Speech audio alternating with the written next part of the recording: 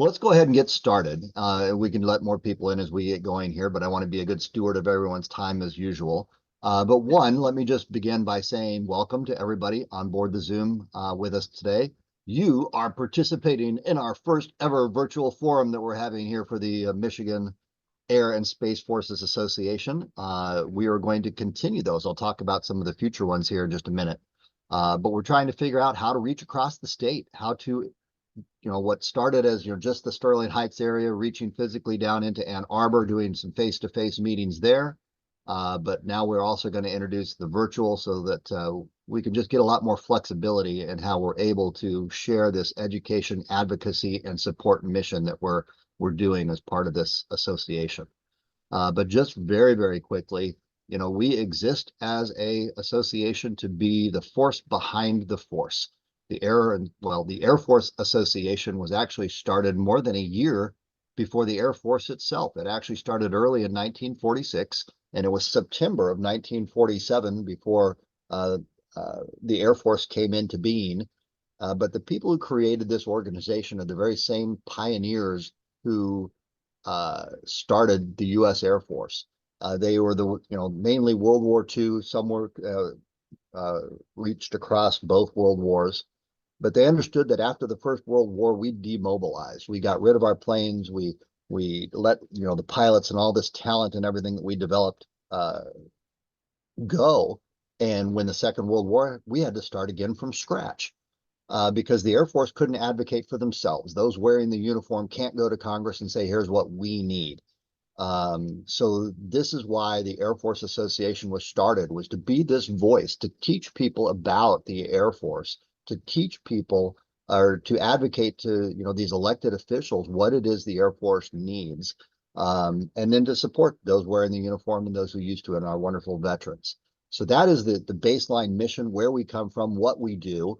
It has now expanded to the Air and Space Forces now that we have a Space Force, and hence why it still doesn't flow off my tongue with that one.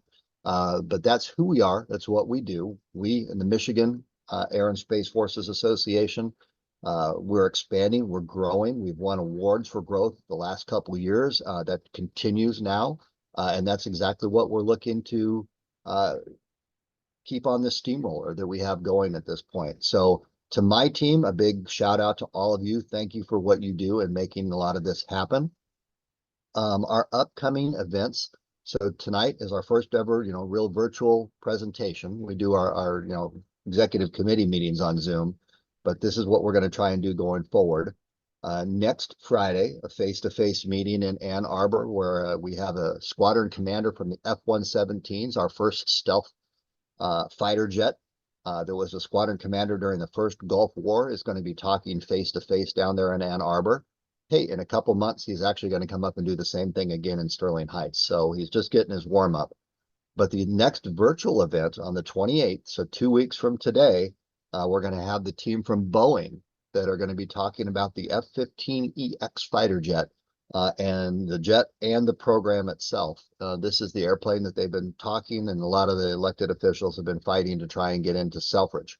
But they want to explain why, they gave it the unimaginative name of Eagle 2, since the first F-15s were built in the late 1970s. It has improved a lot, and they're going to talk to us about why this isn't our legacy mindset fighter jet type of a platform, and why it can be very important to the Air Force. Looking forward into April, we already know what our next 3 events into next month are going to be. In Sterling Heights, we're going to have the folks from the Alpena CRTC. This is the bombing ranges, the little airport up in Alpena, the airspace, and all the training that happens up in the northern part of the state. On the 18th of April is the anniversary of the Doolittle Raid. They have always had a great tradition of the survivors get together and they toast with cognac and have their engraved glasses. Well, last year, the very last of those Doolittle Raiders has passed away. So we're going to keep that tradition going. We are going to host. We're going to talk about the Doolittle Raid, and we're going to all virtually have an opportunity to toast the wonderful heroes, as well as, Jimmy Doolittle was one of the founders of this association. And then on the 26th of April, we're going to dive into caring for our veterans. We have Mark Ilgen, who's coming from the University of Michigan, who's going to be talking about suicide prevention in our veterans. He works with the VA hospital down there. So a lot of stuff coming up. I'm going to start publishing calendars when I send out our emails. If you're not on our email list, please let me know. You should have an email from myself or Tamara based on this invitation. Please just let us know and we'll make sure you're on that mailing list. So with that being said, I just want to do a quick introduction, and there are so many things on here. Pardon me, you get to see me with my glasses on here for a minute. But I get to introduce Clare. Welcome Clare to the Michigan AFA. But she is the president and founder of the Lopez Liberty LLC. I'm going to let her kind of fill in the blanks on some of this. But in recent years, she served as a member of the Citizens Commission on Benghazi and continues as a member of the Citizens Commission on National Security. Careers operations officer in the CIA, a professor at the Center for Counterintelligence and Security Studies. And based on how that's spelled, I think that was probably overseas. Executive director of the Iran Policy Committee and a 2011 Lincoln Fellow at the Claremont Institute. She is a member of the Congressional Task Force of National Homeland Security, which focuses on EMP threats and serves as its director for counterterrorism. She is also an author. The Rise of the Iran Lobby is just one of the many books on her list there. She received her BA in Communications and French from Notre Dame College in Ohio and an MA in International Relations from the Maxwell School at Syracuse, where I got to do a fellowship. She completed Marine Corps Officer School, and one of the most endearing things about her that I think on this entire resume is that she declined joining the Marines and decided a better choice was with the CIA. So with that being said, Clare Lopez, welcome to the Michigan AFA and our first virtual event. The floor is yours. All right. Thank you so much, General, for the invitation. And very happy to be with you and the members of the association. Thanks to you and to Tamara for managing our Zoom call tonight. What I'm going to do is run through a set of around 32, I think, slides. But don't worry, some of those are intro, and one of them, at least at the end, is about questions. Then we'll open it up to Q&A. Do we have a time limit on this, General? We will be done by 8 o'clock would be my no kidding drop dead time. I always like to be a good steward of that for everybody. And if I hadn't said, I think Tamara mentioned it earlier, please keep the video and audio off for now. If you have a question, please put it in chat. We'll see how many people we have on board, but just to keep it manageable, I'll plan on sharing those questions with Clare. If we keep it to this number, we can probably just do it live. But for now, if you have a question, just put it in chat and we will get to that at the end. But back over to you, Clare. Okay, thanks. So that should leave us plenty of time for the Q&A and discussion after I finish the presentation. But again, thank you to all of you who are joining in with us tonight. Very glad to have you with us, and very happy to be your inaugural speaker, I guess, for this particular program. I am going to cover the Iranian regime's threat to America tonight. This will be kind of broad spectrum in that the threat from that regime is broad and unfortunately, in my opinion, at least critical. So let me start by saying that everything I'm going to present to you tonight is unclassified. It all comes from open sources, totally unclassified throughout. This is what I call my Love Me page. And there at the top left, you'll see an old fading photo of me back at Marine Corps Officer Candidate School. What happened is that after grad school, I had finished my thesis, everything was accepted, I was done, and I did not have an offer letter in my hand, even though resumes were out. And I had begun the interview process with the agency. But I didn't want to sit around and wait, so off I went to Quantico, Virginia, and Officer Candidate School. And it was while I was there that I got my offer letter from the CIA. It had taken 14 months to get through the process, but that letter came. So I finished out the course at OCS. And then the night before graduation, I went into the captain. I said, I'm not going to graduate tomorrow because part of the ceremony is taking the oath of office. And I think that was going to be for 3 years of service. and I wasn't going to do that now. So off I went to 20 years, undercover operations officer, CIA, Russia division, served all over the world, beginning in Mogadishu, Somalia, other places in Africa, Central America, South America, Balkans.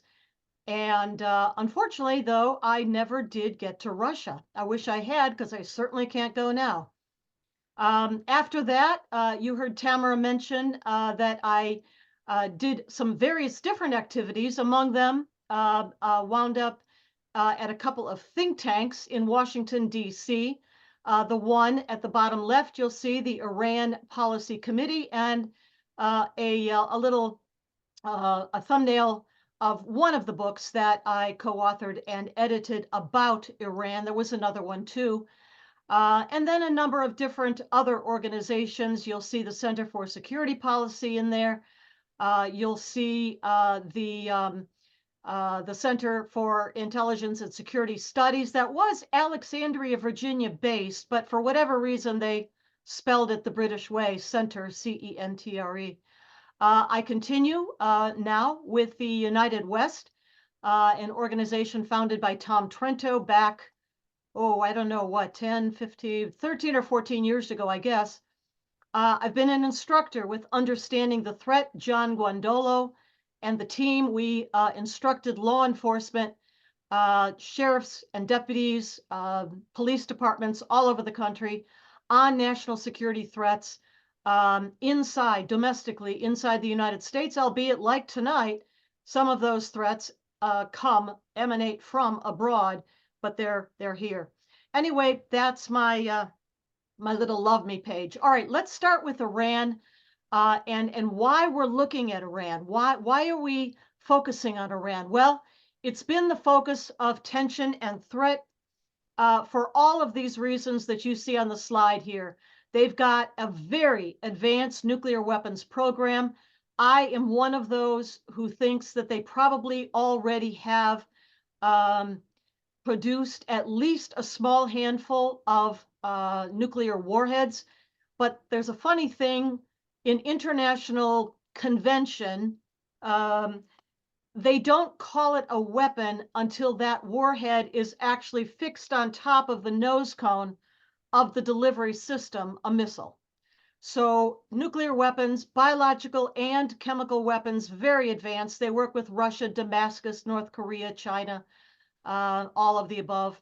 And of course, then the ballistic missile program that is the delivery system for those. The Iranian regime also, as we know very well, is arming, funding, training global terror, in particular around that region, but we'll talk about the reach that that has here in the Western Hemisphere and right here inside the United States as well. Deeply involved in the narcotics trade, that especially through its terror proxy, Hezbollah. There is a very advanced and sophisticated cyber threat coming from Iran.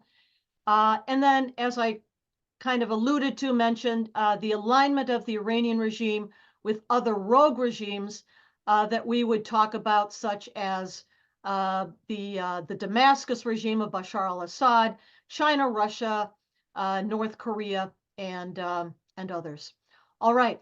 Since 1979, when the Iranian Revolution took place, we just passed, this past month, February, we passed the 45-year mark for that jihadist revolution. And then the Ayatollah Khomeini seized power in Iran in a jihad revolution and declared war against the United States. You'll remember, of course, the kidnapping of our 57 hostages held for, what was it, 444 days, I think, if I remember the number, before Ronald Reagan took the oath of office on the Capitol steps in 1981, and voila, our hostages were released. But a spate of terror attacks ever since 1979, kidnappings, killings, threats, 40 plus, it's 45 years now. Just a small note here that the history of United States-Persian, that is the people of Iran relations, they've not always been like this.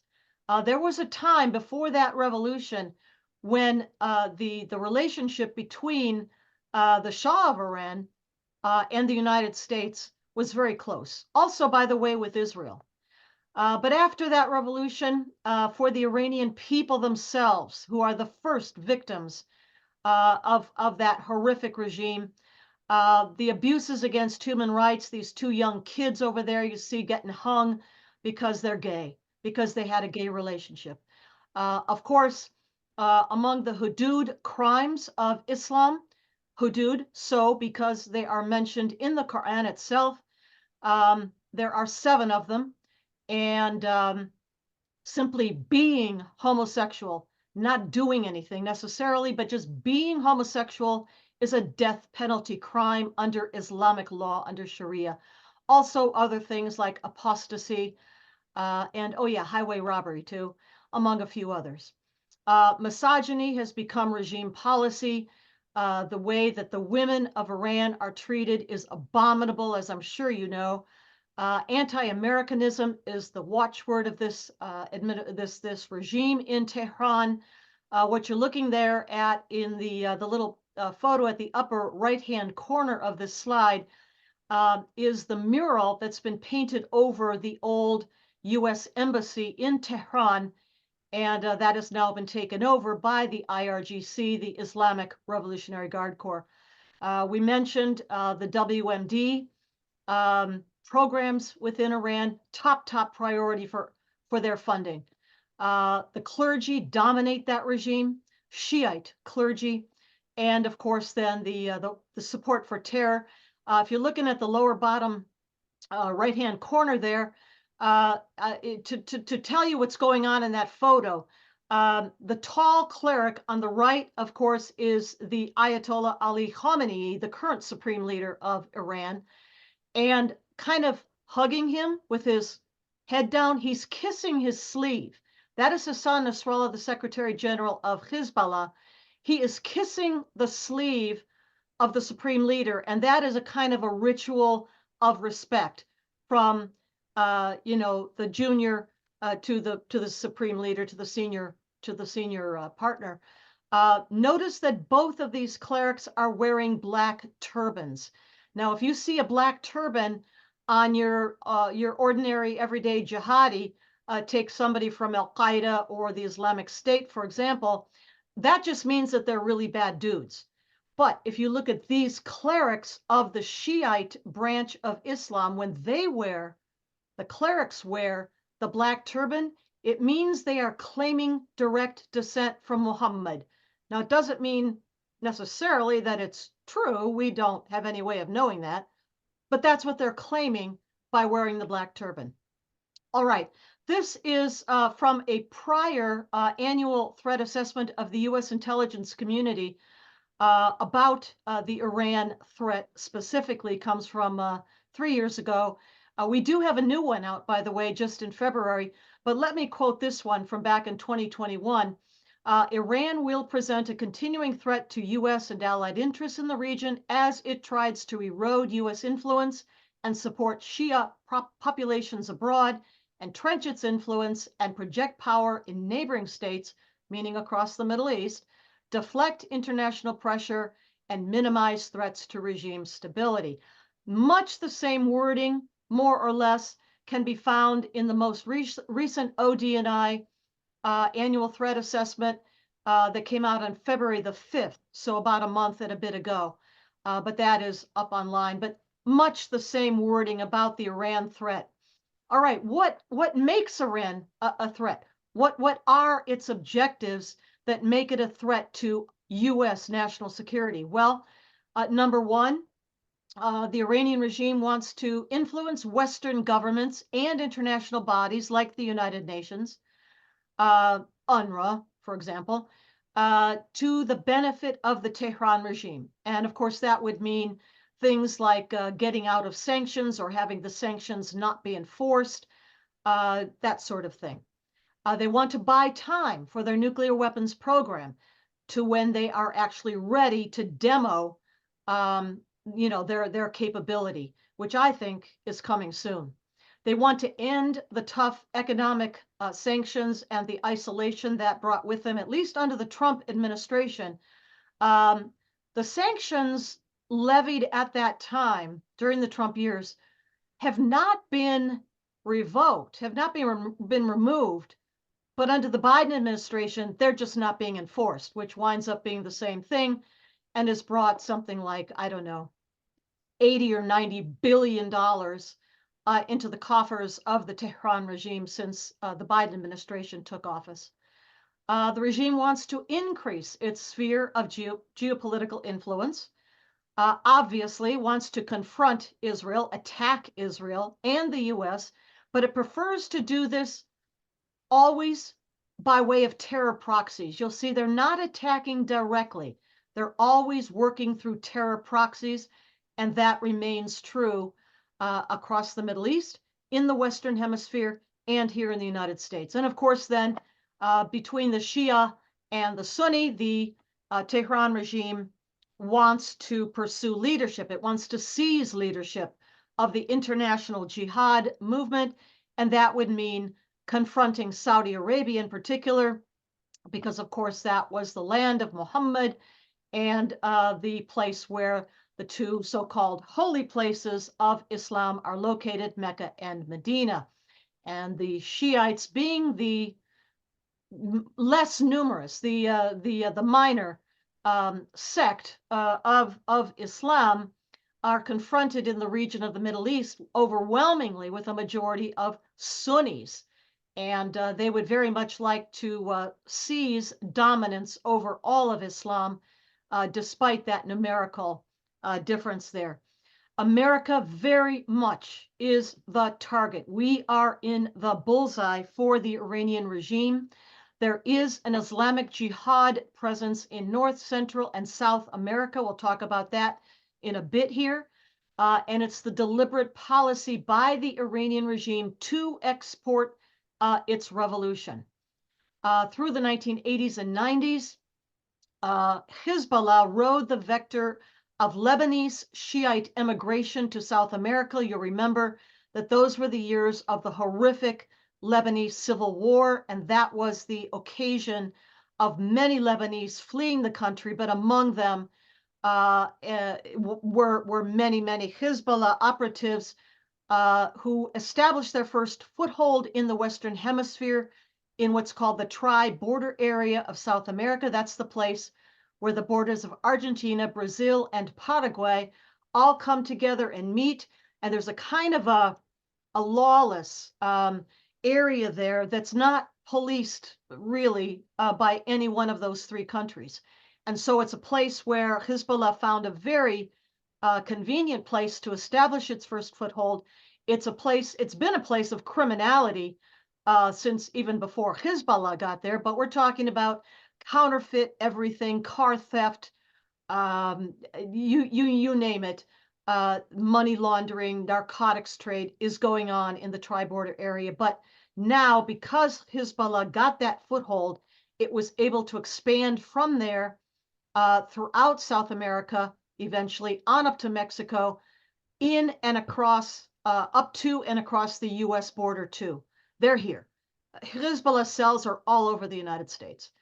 And then, of course, through the 2000s, Iran had diplomatic initiatives that during the presidency in Iran of Ahmadinejad, Mahmoud Ahmadinejad, which coincided from 2005 till 2013. It overlapped the presidency of Hugo Chavez in Venezuela, where, by the way, I also served for a couple of years.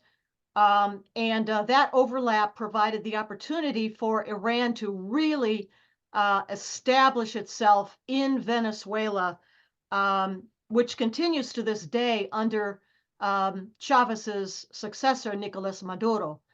We can talk about that some more. Anyway, all of this to say that the threat to the United States from Iran and through its proxies, it's mature, it's robust, it's already here.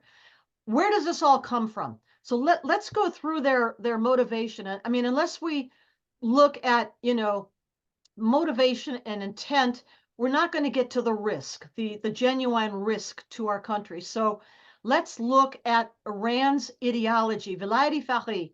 Vilayet Faqih is Farsi. I've studied Farsi for a number of years, meaning the rule of the jurisprudent. It means that a Shiite cleric rules over political as well as theological sectors, establishment of the society of Iran in this case.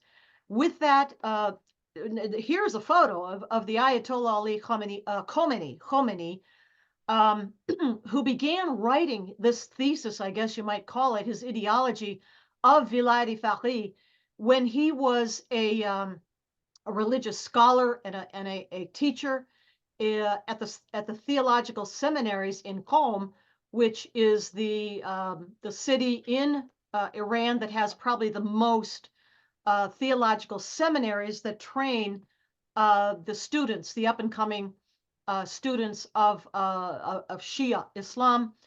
And while he was there, he wrote this ideology of his, which includes these characteristics you see on the slide here: resentment of modernity, of secularism, resentment against the erosion of the cleric's role at that time in Iranian Persian society, and of course, vicious Jew hatred, which is of course mandatory for all Muslims.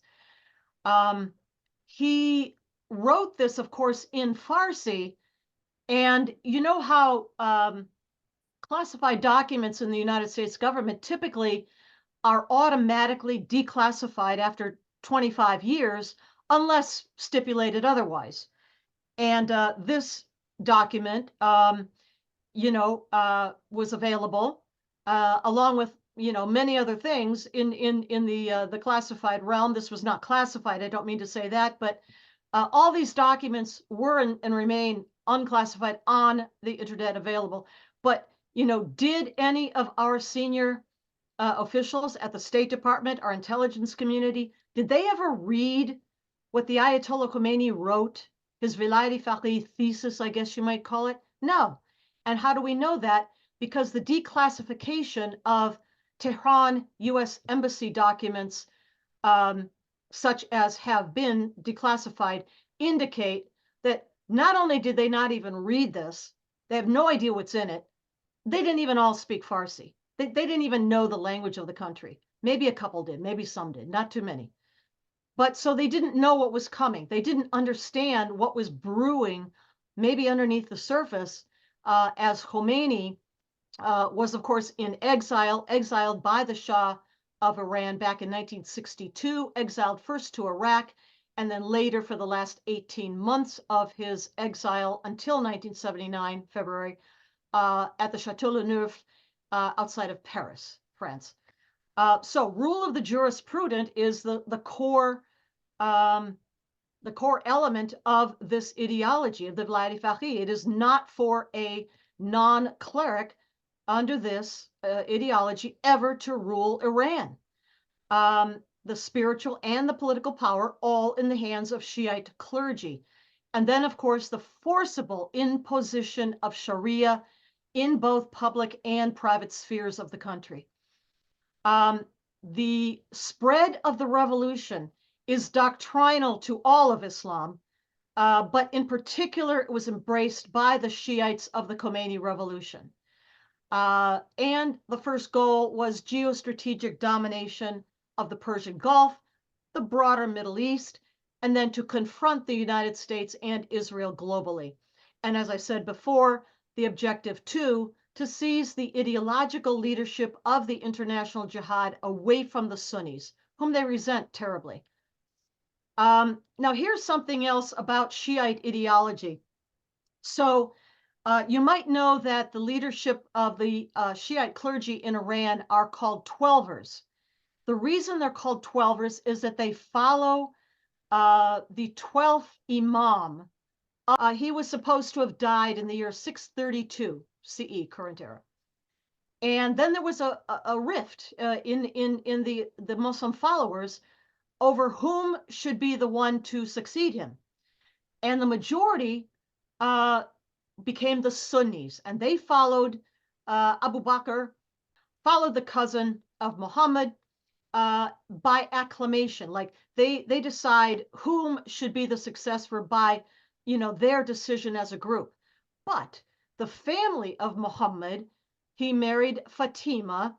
Uh, Fatima had two sons, at least that we know about, according to tradition anyway, Hassan and Hussein. And it was down that bloodline. I'm sorry. Fatima married Ali. Fatima was Muhammad's daughter. Fatima was Muhammad's daughter. She married her cousin Ali, and they had the two sons, Hassan and Hussein. And so that part of the followers of Muhammad wanted the succession to go down the bloodline. And of course, there were, battles royal. They all fought each other. Everybody got assassinated. The first four caliphs, Abu Bakr was the only one, the first one who died in bed of natural causes. But then after him came Umar and Uthman. And then finally Ali gets his turn. They were all murdered. Every last one of those three was assassinated. And so then they split. I mean, after the Battle of Karbala in the year 680 current era, there was the split was really finalized between Sunni and Shiite. You may know, of course, today that Sunnis are the vastly more numerous part of that split, and the Shiites maybe 15%, Sunnis another 85% or whatever of the world's Muslims. But following then down the bloodline of Muhammad through Fatima, through their sons, Hassan, Hussein, they went on down until the 900s. And unfortunately, what happened then, they're down to the 12th, father, son. They got to the 12th one, and it's a little boy. And that little boy, at least reportedly, fell down a well, and sadly, he died. He drowned. What to do? There's no successor. So what they came up with is that, well, that little boy, he's not really dead, okay? He's in what they call occultation or hiding. He's all around us. You don't see him, but he's here. He's everywhere. And he will be the figure of the Mahdi, as he's called, the messianic figure of Islam. Sunnis believe in a Mahdi too, but they don't give him any particular identity. The Twelver Shiites do, and that particular identity is the disappeared little boy, 12th Imam, who's going to come back as the Mahdi at the end of times, usher in the day of judgment, the end of times. Now, here's the thing, though, and this is where we're going with this. There are some Shiite clerics, and here pictured is the Ayatollah Mesbah Yazdi, who was very close to then President Ahmadinejad. They think that they can hasten the return of the Imam, of the 12th Imam, of the Mahdi. They can make him come back sooner than he otherwise might have, given his own, decision, but they can hasten that by instigating as much chaos and strife and warfare on earth as they possibly can, because that will make the Mahdi feel like he has to come back as soon as possible and set it all straight. And you might recall that when Ahmadinejad would come to the United Nations and give the speech in his time as president, he would begin the speech by saying something like, let my words and deeds hasten the return of the 12th Imam. He began his speeches like that, and he meant it. And then I've got this quote here at the bottom from the Ayatollah Khomeini, which gives weight to what we're talking about. And he says, I say, let this land, meaning Iran, burn. I say, let this land go up in smoke, provided Islam emerges triumphant in the rest of the world.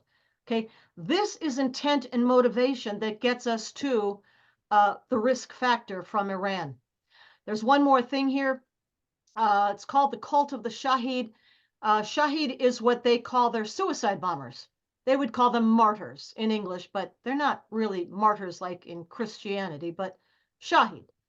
And that is one who dies fighting jihad, fi sabilillah, meaning in the way of Allah, obeying the commandments of Allah. Allah is simply Arabic for God, like Dios in Spanish or Dieu in French. In Arabic, Allah means God. And so this is where they get that belief system from. It comes out of the Quran, and also in this particular surah, say not of those who are killed in the way of Allah, they are dead. Nay, they are living, but you perceive it not. So they think that if you die as a shahid, as a martyr, you're going straight to paradise.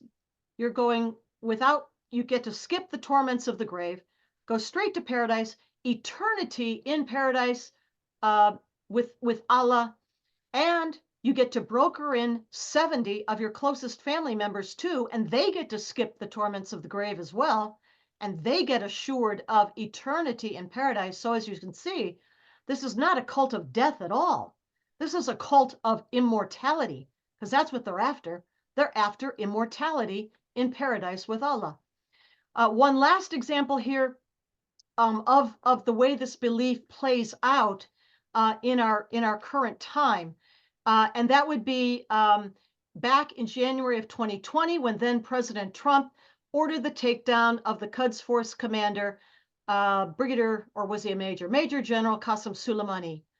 And he was hailed in death, of course, as a Shahid, just like the Imam Hussein, who fell at the Battle of Karbala in 680. And you can see here in the imagery, which was plastered all over the internet, the figure on the left in the white robe, kind of in the green headscarf, he's embracing Soleimani. That is Hussein. Hussein, who fell at the Battle of Karbala, and as I said before, cemented the breakup, the fissure between Shiite Islam and Sunni Islam. And he's embracing and welcoming Qasem Soleimani into paradise for eternity. That is how they look at this. That's how they think. We don't think like that, but they do. All right, so regime support to Islamic terror groups is what we'll get to in a bit, right, coming up, threatening Israel, Saudi Arabia, and the US. All right, what are these overall regime threats? We touched on these at the beginning, but let's go through this one more time. Weapons of mass destruction, that being the nuclear, biological, chemical weapons programs, ballistic missiles, drones, other advanced conventional weaponry too. The regional aggression, which the Iranian regime, call the axis of resistance. And that means their jihad terror sponsorship of all these Islamic terror groups, Al-Qaeda, Hamas, Hezbollah, the Houthis, the Iraqi Shiite militias, sometimes called the Hashd-e-Shabi, the Muslim Brotherhood, obviously. Notice, by the way, some of these are Shiite and some of these are Sunni. It doesn't matter. Iran, the regime, supports them all. Because why? Because there's a concept within Arab culture, comes out of the desert. It's called balanced opposition. You've heard the saying, I'm sure, I against my brother and I against our cousins, we and our cousins against all the other guys, right? And so it's an ever-expanding circle of confrontation, but in each expansion, it's kind of balanced. Well, at the very top of that, you get to the macro level of Dar al-Islam, the House of Islam, where Sharia is enforced, versus Dar al-Harb, the House of War, which it means us, yet to be conquered. All right, what else they do? Cyber hacking operations, we'll talk about that. Assassination and intelligence operations worldwide, including right here inside the United States. And of course, global alignment with the other rogue regimes that we've mentioned. They pursue this through hybrid warfare, which means that they are employing a broad range of subversive means, many of them non-military, but to achieve political and strategic objectives that we mentioned at the beginning.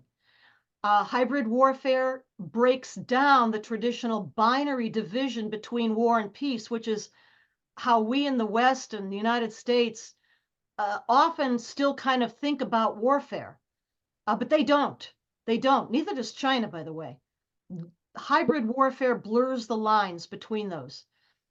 So they conduct espionage ops, cyber warfare, information, influence information operations, modern technology. You get the idea. Let's go back to how this played out. Excuse me? Oh, okay. So let's look back a few years at how this played out, this hybrid warfare of theirs. President Obama and his then Secretary of State, John Kerry, were absolutely determined to get a nuclear deal with Iran. And so in July 2015, we had the Joint Comprehensive Plan of Action, which essentially capitulated to all of Tehran's demands. According to the words of Prime Minister Benjamin Netanyahu of Israel, it provided a quote, he said this, glide path to a nuclear capability because of the sunset terms. Up until this date, you can't do this, but after that, you can. The JCPOA allowed continued enrichment, work on centrifuges, including more and more advanced and faster ones, uranium metal milling, and also refusing IAEA, International Atomic Energy Agency, access to suspect sites. All right, let's talk about nuclear weapons. As I've said before, Iran is on the verge of deliverable nuclear weapons. Back in November, just a few months ago, the IAEA quarterly report came out. It comes out every 4 months, a quarterly report of the Governor's Board of the IAEA about Iran. And it was quite alarming if anybody's had a chance to look at that. What they reported is that current stocks of enriched uranium in Iranian hands right now are enough for multiple nuclear weapons in mere weeks. I mean, like 2 or 3, like 2 weeks, they can make bombs, plural, with the enriched uranium they have on hand right now.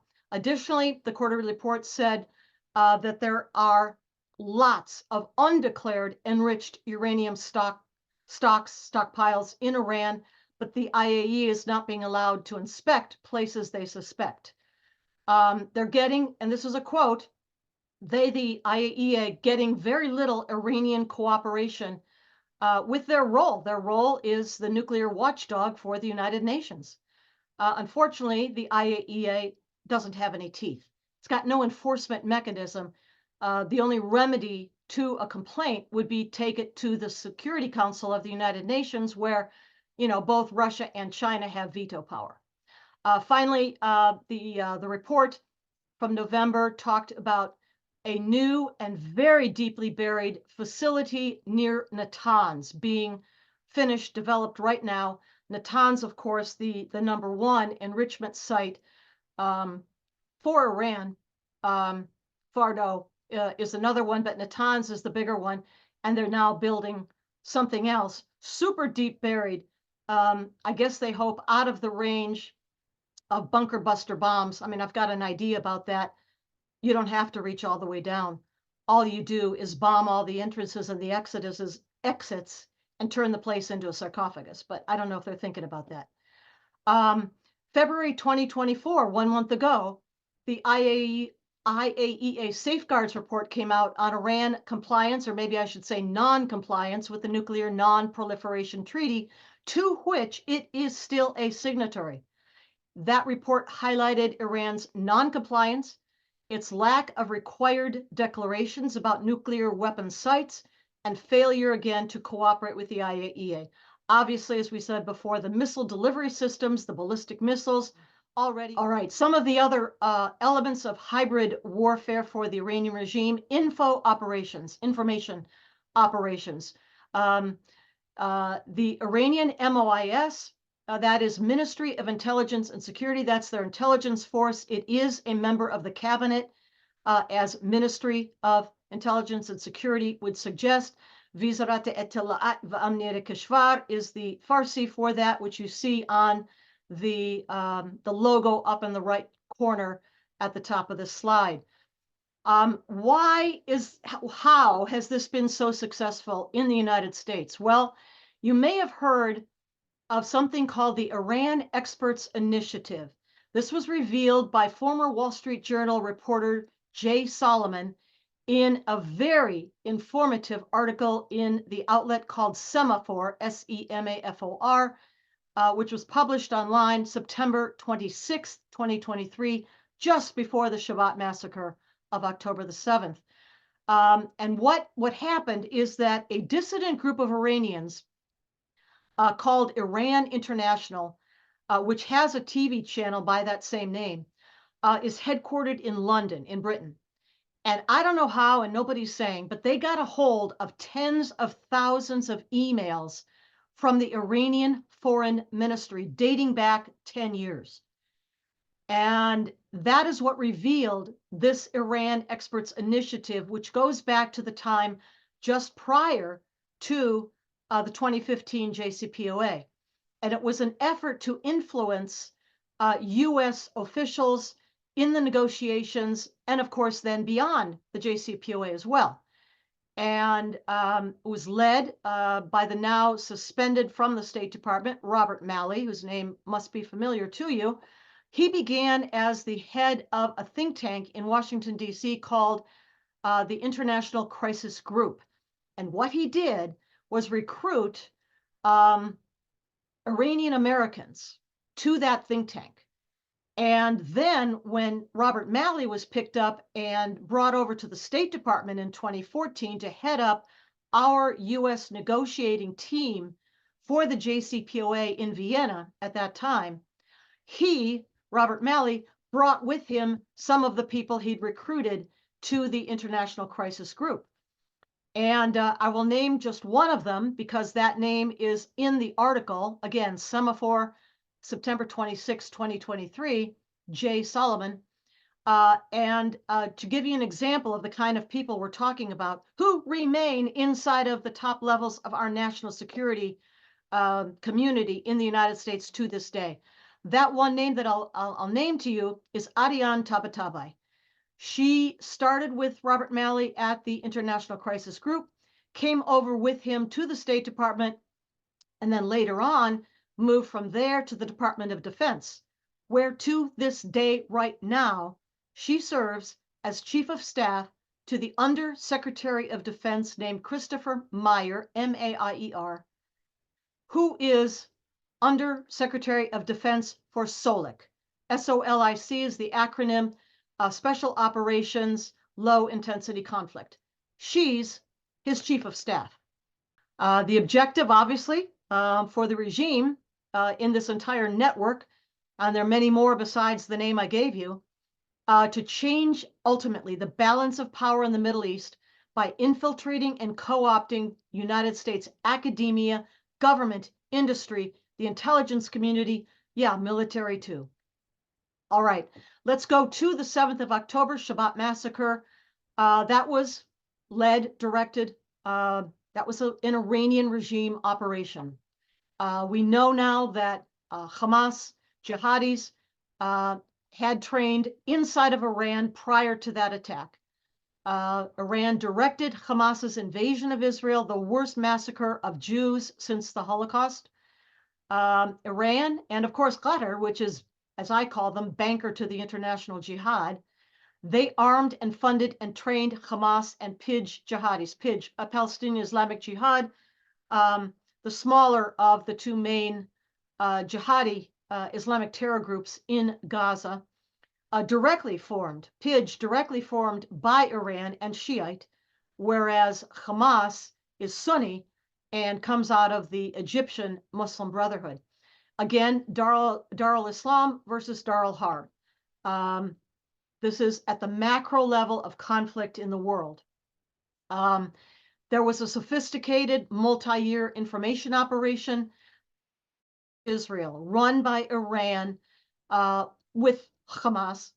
And the operation was to deceive the Israeli top IDF and intel and government leadership about Hamas intentions, to lead them to believe that Hamas really wasn't interested in warfare since they won the elections of 2007 and kicked the Palestinian Authority out of Gaza. They were focused on governing, don't you know, the roads and the potholes and, you know, electricity and water, which, by the way, are provided by Israel. But in any case, and Israel fell for it very sophisticated intelligence PSYOP operation. And that is at least part of why the Israelis were not prepared for that invasion. And what I told you before about the Iran experts initiative, part of the reason, perhaps at least, why the United States also was taken unawares by that invasion on October 7. Again, the objective of the Shabbat massacre was to inflict Jewish casualties, take hostages, disrupt the progress of the Abraham Accords, and eventually, and we can see this happening in front of our eyes, can't we?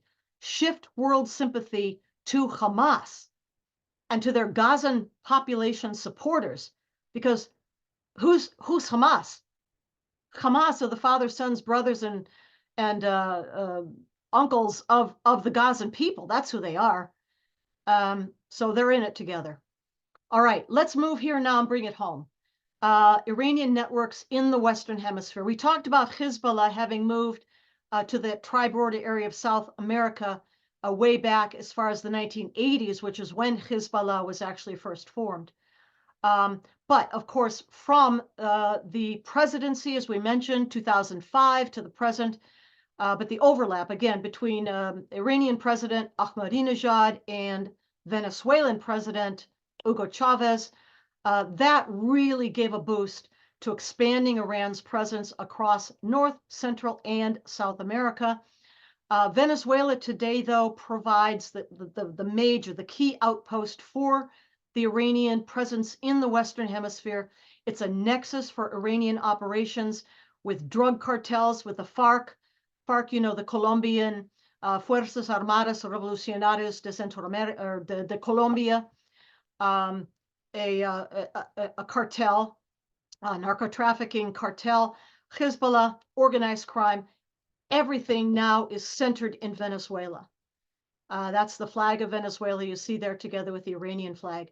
Let me mention very quickly, Iran has already hit us in the homeland. They've just never been held responsible for it. On Iranian orders, in coordination with Al-Qaeda, with Taliban, with Saudi Arabia, with Hezbollah, that was 9/11. I don't think a single president since G.W. Bush has ever spoken these words.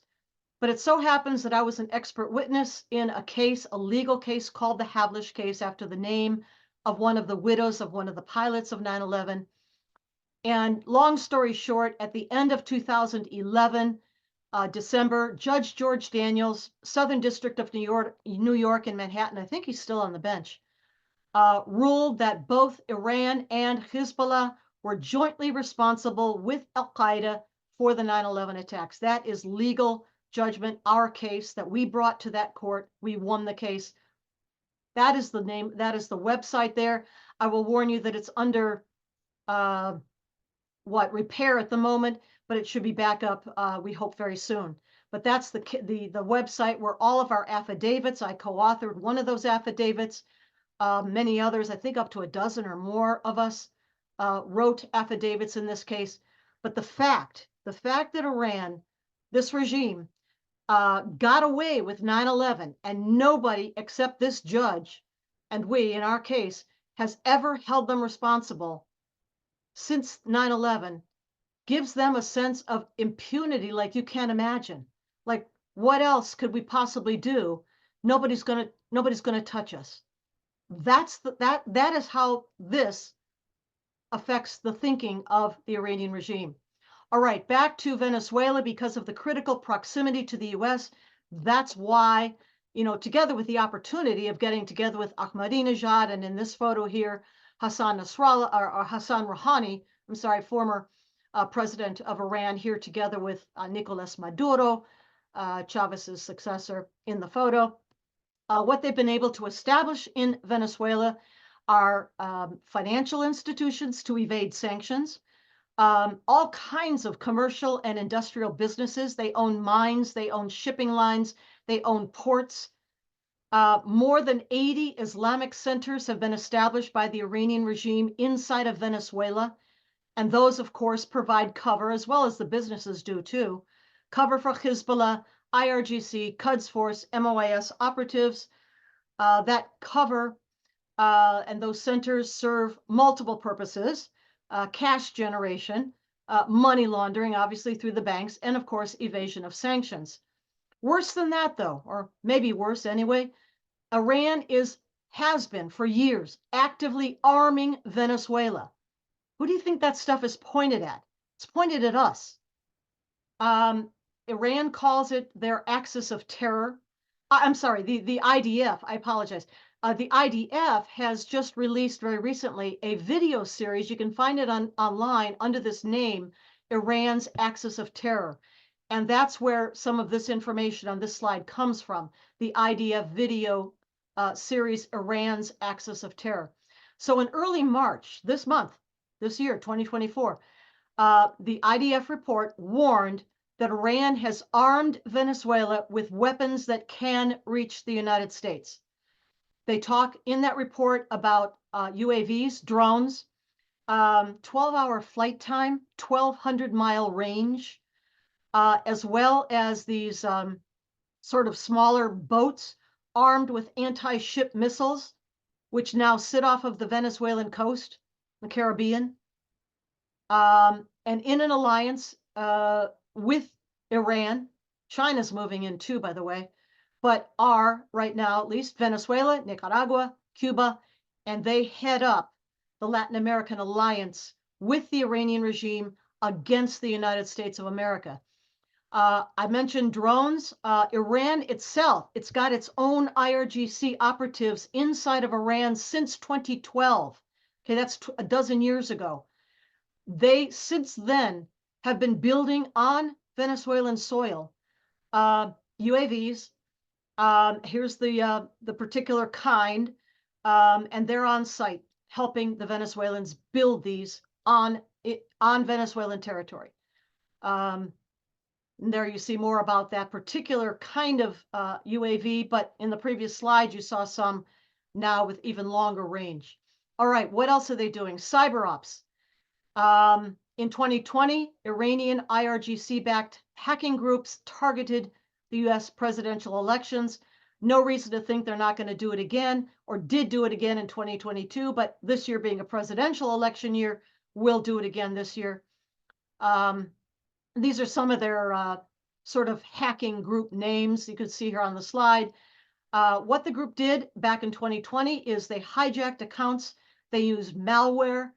They also use different kinds of novel online techniques, phishing, that's a PH, ISHING, phishing. They use fake ID, dummy sites, spyware, all of that. And of course, they weaponize social media. So does China, but that's another story. They targeted high-value accounts in the US government, in journalism, in academia, nonprofits, NGOs. Foreign policy community, national security community. I want to mention this particular operation called Operation Cleaver. The image you see on the screen is the cover page that appeared for this report, which came out in late November 2014, and it was issued by a private U.S. security company named Cylance. You can find this online to this day. And that report talked about Iranian success, 10 years ago already, their success at penetrating critical infrastructure of 16 countries, but including Five Eye countries like Australia, Canada, United States, also Israel. They're inside of our critical infrastructure. What does that mean? Electricity, water, energy, oil, gas, financial institutions, first responders, banking and finance, so many more. I think they're like, 17 in the whole group of critical infrastructure. But that report is really alarming, and it's from a decade ago.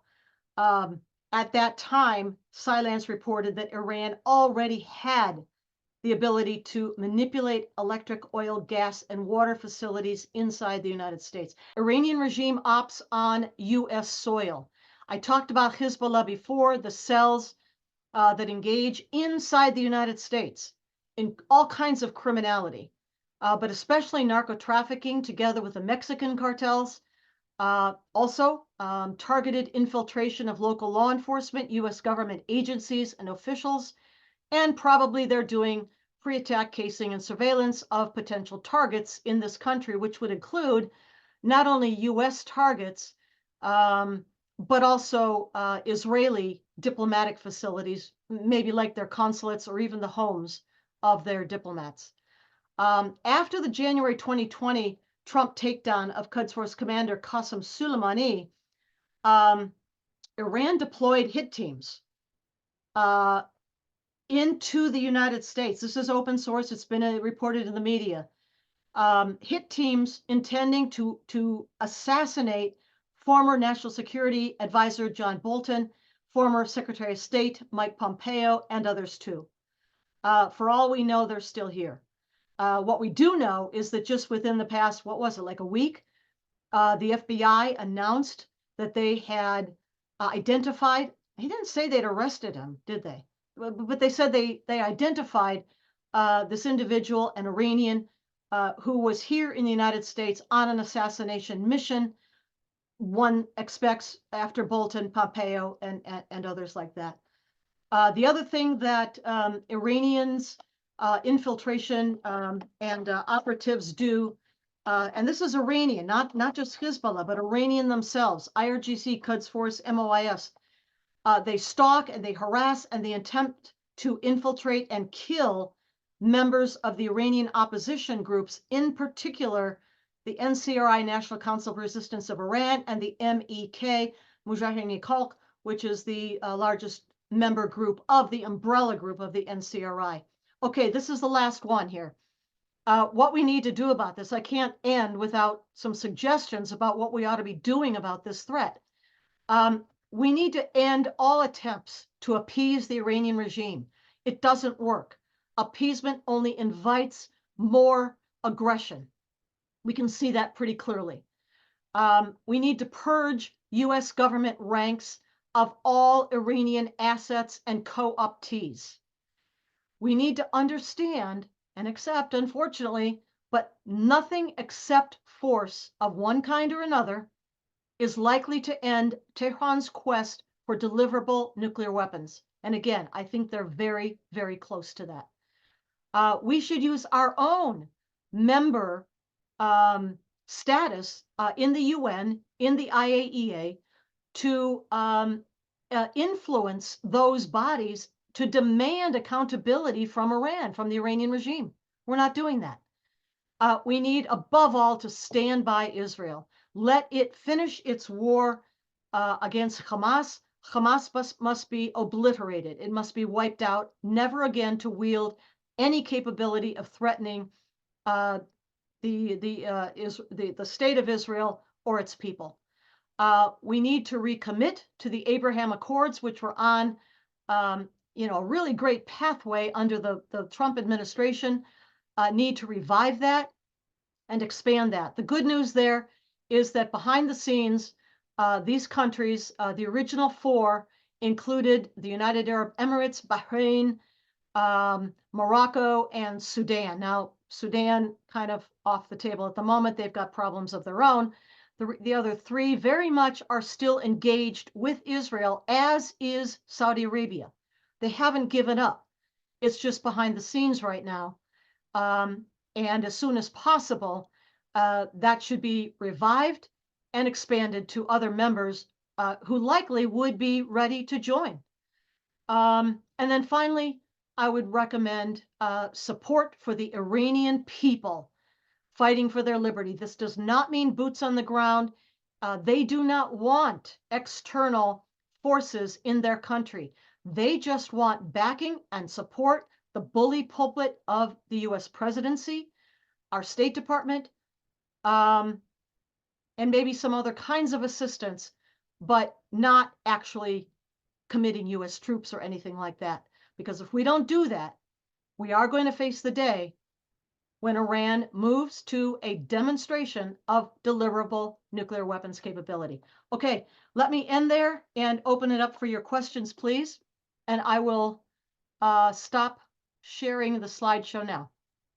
Okay. I'm not seeing any in the chat right away, but let me go ahead and start with just one quick question here. We don't have a whole lot of time left, but one, thank you for the insights and all there. I was having a flashback to some of my college courses on the history of the Middle East there. So that's great. Thank you on that part. But uh, obviously, based on the United States, it's election year, so I'm gonna keep the time frame within that. How do you see the current conflict in the Middle East, the proxy that we have going on with the multiple groups on multiple fronts, playing out between now and the election? Yeah, I don't want to go past exactly. the election. I want to stay nonpartisan in all of what we say and all this. But just Right. from a perspective of capabilities and what's going on, do you see much Right. changing between now and the end of the year? Well, we know from various appearances before congressional hearings of, for example, FBI Director Christopher Wray, for one, that they are talking about, and repeatedly in different hearings, different appearances, Christopher Wray has said this multiple times. Everything is blinking red. He has never seen a terror threat situation like this since before 9/11. I think we need to take him at his word. And then again, look at the evidence that I talked about, the presence of Iranian operatives on US soil already, the huge network of Hezbollah cells and operatives in this country for decades, literally decades, and then compound that with the wide open southern border. Our enemies would have had to have been brain dead not to take advantage of that wide open border and surge their operatives into this country. We have no idea who or how many, uh, Okay. but that's what we're looking at. I think this year, one more quick point. I talk sometimes in other places about the red-green axis, red communist Marxist, green Islam. They forge a link together because not that their ideologies are the same, they're not, they're different, but because they both have the immediate same objective, and that is destruction of the United States of America, to bring this country down, at least to plunge us into total chaos this year. And I think that's what we're going to see, chaos throughout the country, throughout the year. Okay. Putting on the hat of this association and why we exist, the internal threat and everything. We are the air and space forces, and our military forces don't deal with internal security. Certainly, that's more of the law enforcement. Until you get to the National Guard side, we get all lawyery and everything on that one. But really, it was, I'm not sure we hit on the answer with what's going on in the Middle East right now, and the air and space forces, how we're involved there, the Houthi threat, Right. what's going on in Syria, as well as the Israeli borders north and south. Right. That type of a thing with the proxies. Any Sure. insight So on that? yeah, absolutely. So we talked about the various proxies. We named Hamas, we named Hezbollah, we named the Houthis. And all of these proxies, the Hashd-Shabi coming out of Iraq and what used to be called Syria, um, multiple attacks against our forces on bases throughout that area. Interestingly, since the U.S. kind of hit back, I mean, it seemed like a lot of empty warehouses, but okay, whatever. Those attacks have diminished, if not entirely stopped. With our naval capability, we hit the launch bases for a lot of those missile launches, drone launches, and so forth. Unfortunately, though, the Houthis have not been deterred at all, even though the U.S. Navy has a presence in the Red Sea, the Bab el-Mandeb area, Gulf of Aden, and of course up in the Mediterranean too. What we've done is what's called defense. That's never a good idea. You need to be on offense. And so what our forces have done, Navy in particular, is strike back at, again, launch sites, maybe weapons depots of the Houthis inside of Yemen. All the while, all these months, the Iranian regime had a ship first posted in the Gulf of Aden, later moved through the Bab el-Mandeb into the Red Sea, into Safe Haven Port, a Chinese port, as it were, in Djibouti. It was called the Behshad. The Behshad was an intelligence ship, and it was providing all the targeting information, intelligence information to the Houthis for their drone and rocket and missile strikes against commercial shipping and including U.S. naval vessels in these areas, Gulf of Aden, Red Sea especially. And we never touched that ship. We never touched the Behshad, except the very, I don't know, last thing that we did, maybe it was a couple weeks ago, I think. We launched a cyber attack against the capability of the Behshad to transmit, intelligence targeting information to the Houthis. Terry, your question, I'm not sure that's necessarily up Claire's lane there. How tough would it be for the U.S. to take out Iranian nuclear missile capabilities from the ground from the air without boots on the ground? How long might it take? Does Israel have the capabilities to succeed at the same quest? A lot of our, if I could real quick, our military real capabilities, of course, are going to be classified where we aren't able to talk about specifics. I can just note that we do have a very capable military. There's a reason that we have the investments and all that we do. Capability and intent or fortitude to use it, the decision to be able to project that is actually, a lot of the big question there. We have tremendous capabilities as the United States military. I can't give you a definitive answer on that one, but well, I would second that. I mean, I know that also to be true. Something we didn't mention because Iran doesn't have this capability yet, but that's EMP capability, electromagnetic pulse capability. We have that. I don't know if Israel does or not, but I'd be surprised if they do not. You know about Israel's bomb in the basement, as they call it. Expected, understood to be Israel a nuclear power. And again, what I said before, you don't have to, use all your bunker busters to get down to the bottom levels of Natanz or Fardo, and explode the thing from the inside. Honestly, all you have to do is collapse all the entries, all the exits, and we're done. It's a sarcophagus. Claire, thank you again for bringing your insights, your background, and everything here to this group tonight. I appreciate it a ton.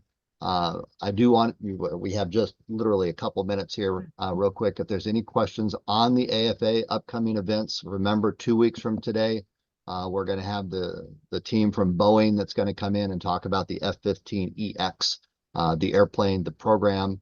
And they've actually been very successful in selling a number of those around the world. You're going to get to hear about that and the capability that brings to our Air Force specifically. We want your ideas. We want your inputs on topics to cover as we go forward in the future. Ms. Lopez, I just want to say thank you for making that clear. I've had multiple deployments through the Middle East, and my latest one being in Yemen and watching the CTIN network grow. That was probably one of the better overviews that I've ever had of what's going on over there. So I'm just a little guy over here in Michigan. As a recruiter, I usually do communications work, satellite communications stuff. Thanks for the presentation, and just one thing to consider for the cyber part of it, for us, like the whole cryptocurrency thing. I see it in the high schools here. These kids are addicted to investing through these apps, the exchanges, and I know they're drawing money from this. So whenever I can see people, I try to warn them against that. Ron, just real quick on yours, you asked a question about hypersonics. We could get into that discussion because by definition, any ballistic missile is going to go over Mach 5 and is by definition hypersonics. The new technology hypersonics are within the atmosphere types of profiles and all. We could talk about that offline, but I don't think we are seeing any of these, the new leading edge type of technologies being employed. Anti-ship ballistic missiles have been used. We talked about that when I gave my presentation. Their seeker and all, they have not overcome the real hurdles to employing that technology, which is why they've been wildly inaccurate. But once again, all stuff that we can get into when we dive into. I mean, Russia absolutely has hypersonic cruise missile, hypersonic glide vehicle capability. We know that. And they have they're establishing quite a close alliance with the Iranian regime.